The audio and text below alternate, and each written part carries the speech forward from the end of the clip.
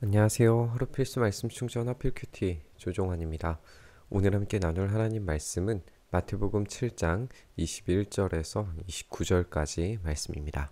나더러 주님 주님 하는 사람이라고 해서 다 하늘나라에 들어가는 것이 아니다.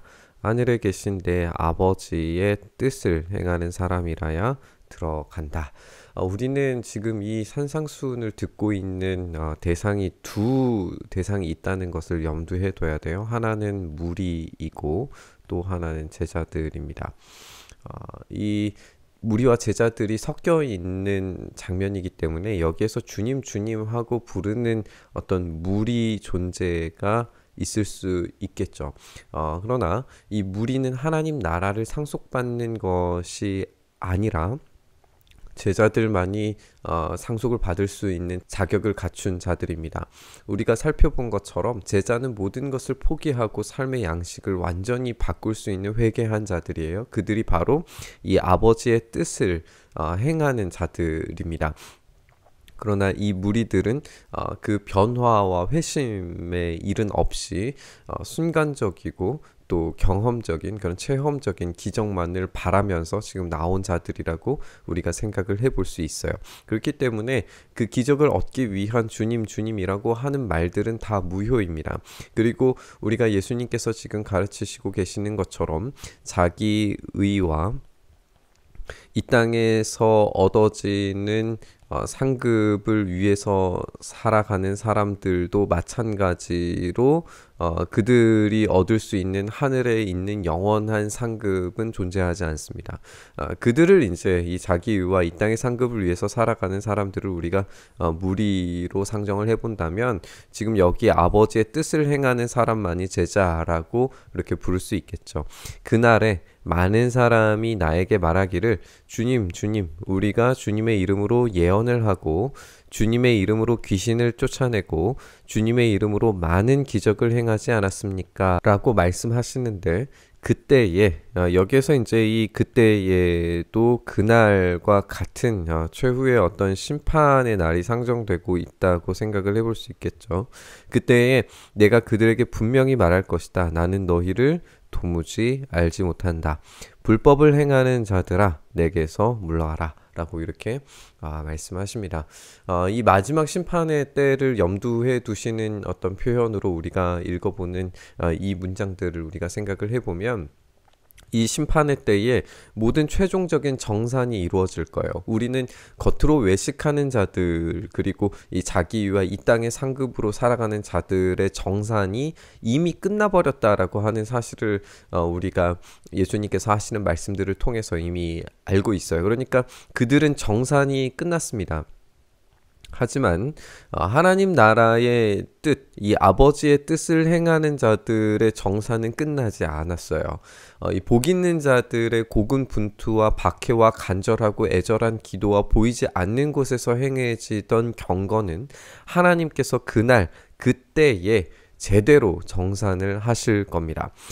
또 이 주님의 이름으로 예언을 하고 기적을 하고 또 귀신들을 쫓아내는 이런 주님의 이름으로가 계속 반복이 되는 걸 우리가 보게 되는데 이 거짓 예언자들의 예를 보아서도 알 수 있듯이 예언과 귀신 쫓아냄과 기적과 같은 어떤 순간적인 열매들과 기적들은 일어날 수 있어요. 그런데 그 최종적 열매와 판단은 분명합니다. 예수님께서 말씀하시는 것처럼 나는 너희를 도무지 알지 못한다 라고 그렇게 말씀하시는 거죠. 우리는 여기에서 이제 이 불법이라고 하는 단어를 한번 주목을 해보고 싶은데요. 문자적으로는 율법이 없다 라고 하는 그런 단어로 우리가 생각을 해볼 수 있어요. 이 불법을 행하는 자들이 오히려 율법을 최선을 다해서 지키려고 하는 자들이라는 사실을 우리가 기억해 봐야 됩니다. 그러니까 그들은 율법이 없는 상태가 아니라 율법을 최선을 다해서 지키는 자들이에요. 그런데 그들의 율법 지킴은 무엇이냐 하면 그들의 율법은 자기 의를 위한 율법입니다. 그리고 이 땅의 상급을 위한 율법이에요. 그렇기 때문에 하나님의 뜻을 행하는 하나님께서 원하시는 그 뜻은 행하지 않는 거죠. 이것이 이제 이 불법의 요소라고 우리가 생각을 해볼 수 있습니다. 하나님의 의를 위해서가 아니라 자기 의를 위해서 행하는 그 모든 것이 불법이라고 정리를 해볼 수 있는 거죠. 그들의 성공적인 예언과 귀신 쫓음과 기적의 이유와 목적이 어디에 있는가가 분명해지는 거예요. 그들은 하나님의 뜻보다도 자기 의와 자기 상급을 위해서 움직이고 살아가는 사람들입니다. 그들은 거짓 예언자들이에요. 그러나 우리 주님의 예언과 치유의 사역은 분명히 하나님 나라 임재를 위한 것들이었다는 이 분명한 대조를 우리가 읽게 되는 겁니다. 아버지 뜻에 철저히 순종하시는 예수님의 모습을 통해서 우리는 진짜 하나님 나라를 발견하게 됩니다. 그러므로 내 말을 듣고 그대로 행하는 사람은 반석 위에다 자기 집을 지은 슬기로운 사람과 같다라고 할 것이다. 여기서 이제 그대로 행하는 사람은 이제 우리가 앞에서 살펴본 것처럼 하나님의 뜻에 합당하게 행동하는 사람이라고 읽을 수 있겠죠. 여기에서 이 모든 것을 버리고 좁은 길을 어제 살펴본 것처럼 좁은 길을 선택하고 하나님 나라에 철저히 순종하고 복종할 수 있는 사람만이 반석 위에다가 자기 집을 지은 사람이에요.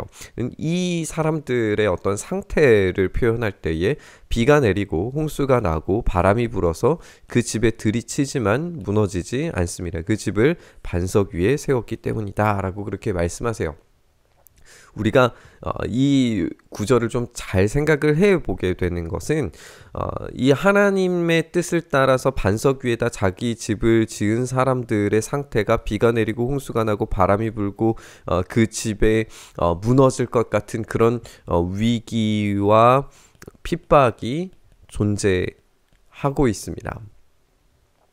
그들은 시험에 들고 있고 이 악으로부터 위험천만한 상황을 맞이하고 있어요. 그러나 이 위기와 핍박 가운데서 그들은 시험에 들지 않고 다만 악에서 구함을 받은 존재들이 됩니다.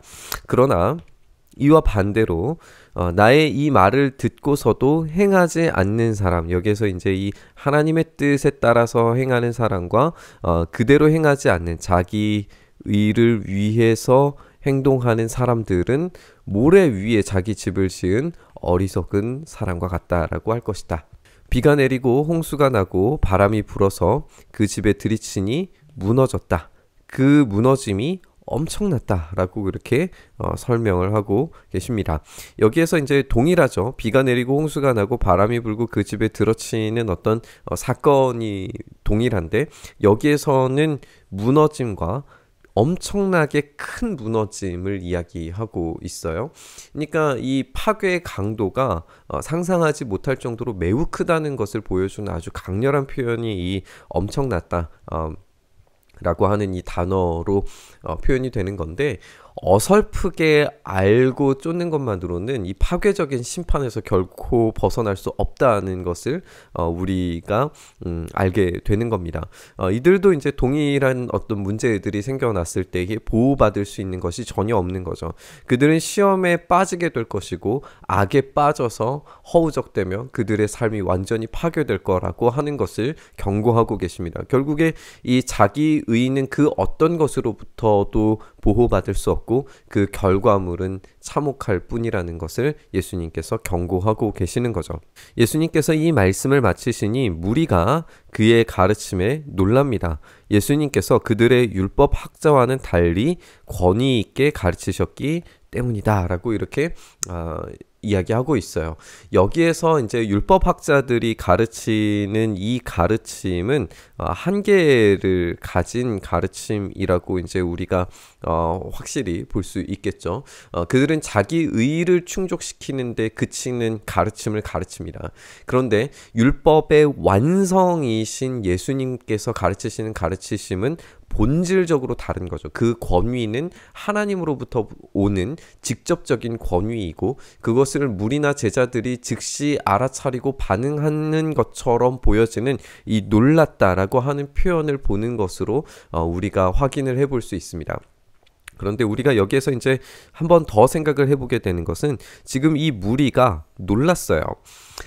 이 무리가 놀람에 그냥 머무를 수도 있고 아니면 예수님을 따라서 완전히 어떤 삶을 변화시키는 그 변화의 자리에 놓여질 수도 있고 이 두 가지의 선택지에 놓여질 수 있습니다.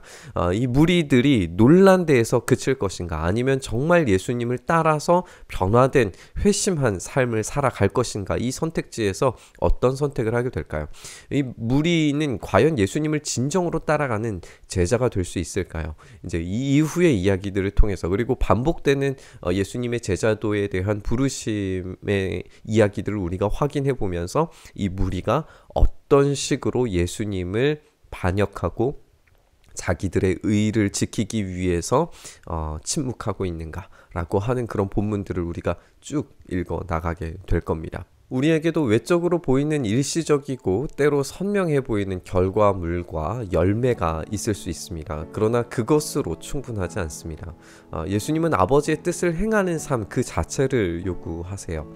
우리는 바리새인과 율법학자들이 말하는 자기 의보다 더 나은 의에 주목해서 이 산상수훈을 읽어왔습니다. 결국에 더 나은 의는 오로지 하나님의 의로우심밖에 없다라는 것을 확인하게 되는 것 같아요. 하나님의 의로우심이 우리에게 요구하시는 순종의 삶을 우리가 살아내야 된다는 거죠. 이것이 무리에서 제자로 변화된 삶으로 나아가는 유일한 길입니다. 한편 슬기로운 사람들 또 순종하는 제자들이 이 모든 환경 자체가 순탄하고 평안함만을 얻으리라고 기대해서는 안 됩니다. 그것은 완전히 오산입니다. 복음에 따라서 살아간다는 것, 예수 그리스도를 참되게 믿는다는 것은 오히려 비가 내리고 홍수가 나고 바람이 불어서 집에 들이닥치는 박해와 종말의 때를 동일하게 경험하게 됩니다. 하지만 참된 제자는 그런 것들에 의해서 결코 흔들리지 않습니다. 오히려 굳건하게 순종과 복종의 자리에 뿌리 박고 있습니다. 오늘 말씀 묵상하면서 흔들리지 않는 순종이 무엇일지 생각해 봤으면 좋겠습니다. 우리 주님께서 십자가를 지시기 위해서 자신의 전생을 멈추지 않고 끝까지 나아가신 것처럼 우리의 십자가 지면서 따라가는 제자의 길이 멈추지 않고 달려가야 하는 길이라는 사실을 생각해 봤으면 좋겠습니다. 그렇다면 우리는 어떤 외향적 결과물로도 평가될 수 없는 하나님께서 갚아주시고 정산하시는 하늘의 상급을 받게 될 줄 믿습니다. 오늘 그 소망을 가지고 오늘도 순종의 삶 살기를 간절히 바라면서 이 말씀 묵상의 자리로 나아갔으면 좋겠습니다. 주님, 그렇게 우리가 주님의 말씀에 온전히 순종하는 삶 살아가게 하여 주시옵소서. 우리가 입술로만 그리고 어떤 보여지는 것들로만 주님께 인정받으려고 우리의 자기 의가 드러나는 그런 방식의 무리로 살아가는 것이 아니라 참되게 주님의 말씀에 복종하며 순종하며 오로지 하나님 사랑과 이웃 사랑을 철저히 우리의 삶에서 녹여낼 수 있는 세상의 빛과 소금의 삶을 살아내는 우리가 되게 하여 주시옵소서. 그래서 우리가 참된 제자로서 하나님께서 갚아주시는 그 하늘의 상급만을 바라보면서 그 지향성과 시선을 놓치지 않는 참된 삶으로 나아가도록 은혜 더하여 주시옵소서. 이렇게 우리의 삶을 붙들어 주시고 우리가 참된 상급 얻기 위하여 오늘도 달려갈 수 있도록 반석을 제공해 주시는 주님과 함께 달려갈 수 있도록 도와주시기를 간절히 바라고 소망하며 우리 주님 예수님 이름으로 기도드리옵나이다. 아멘.